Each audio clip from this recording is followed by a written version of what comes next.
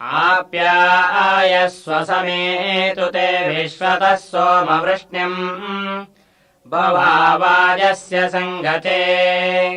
ॐ दधिक्रावणो अकारिषम् जिष्णोरश्वस्य वाजिनाः सुरभिनो मुखाकरत्रण आयोंशितारिषत् ॐ घृतम् मिमिक्षे घृतमस्य योनिर्घृते श्रितो घृतम् वस्य धाम